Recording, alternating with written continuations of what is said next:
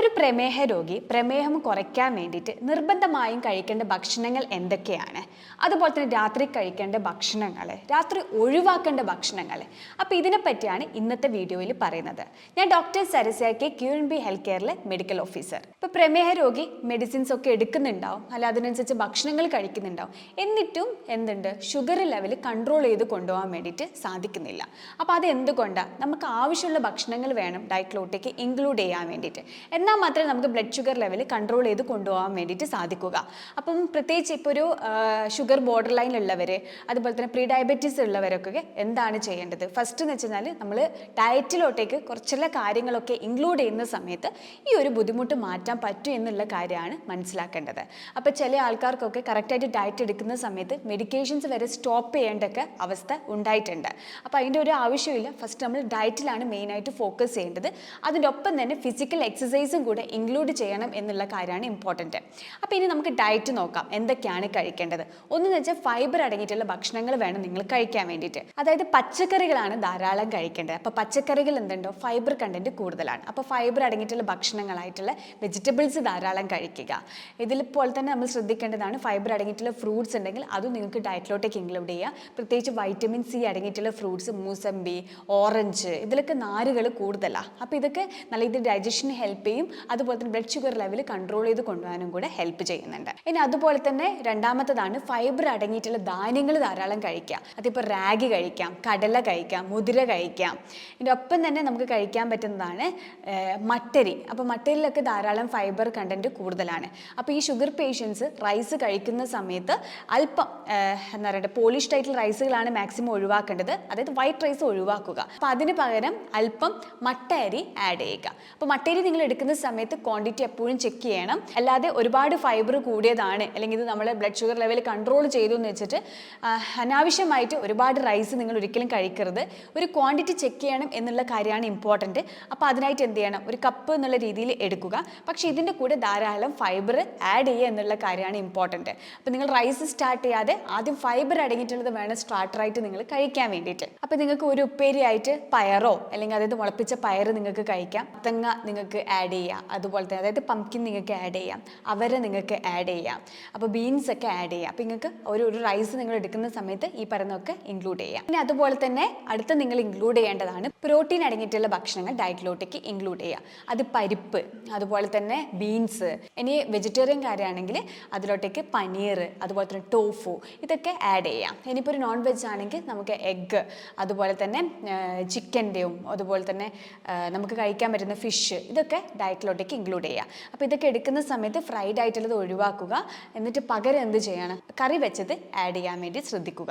ഇനി നെക്സ്റ്റ് എന്ന് വെച്ച് കഴിഞ്ഞാൽ ഹെൽത്തി ആയിട്ടുള്ള ഫാറ്റ്സ് ആണ് ഇൻക്ലൂഡ് ചെയ്യേണ്ടത്. ഹെൽത്തി ഫാറ്റ്സ് എന്ന് പറയുമ്പോൾ കാഷ്യൂസ് നിങ്ങൾക്ക് ആഡ് ചെയ്യാം. കാഷ്യൂസ് എടുക്കുന്ന സമയത്ത് 1 അല്ലെങ്കിൽ 2 അത്രയും നിങ്ങൾ എടുക്കാവും. ആൽമണ്ട്സ് നിങ്ങൾക്ക് ആഡ് ചെയ്യാം.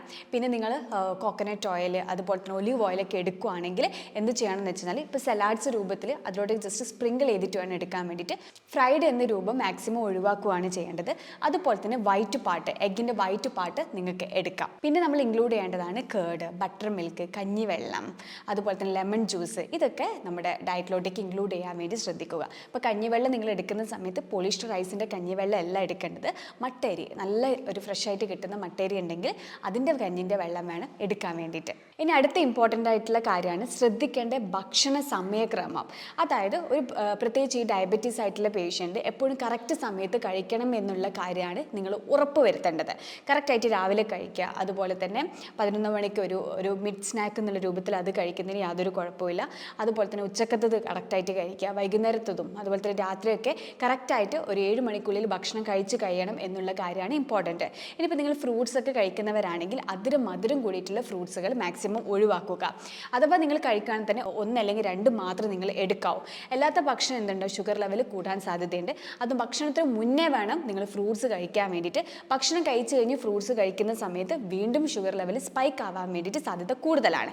അപ്പോൾ ഇത് നിങ്ങൾ എപ്പോഴും മനസ്സിൽ വെക്കുക എന്നുള്ള കാര്യമാണ് ഇമ്പോർട്ടൻറ്റ്. അതുപോലെ തന്നെ സമയക്രമം ഞാൻ നേരത്തെ പറഞ്ഞു. ഈ സമയക്രമത്തിൽ നമ്മൾ കഴിക്കുന്ന ഭക്ഷണത്തിൻ്റെ ക്വാളിറ്റിയും ക്വാണ്ടിറ്റിയും കൂടെ നോക്കണം.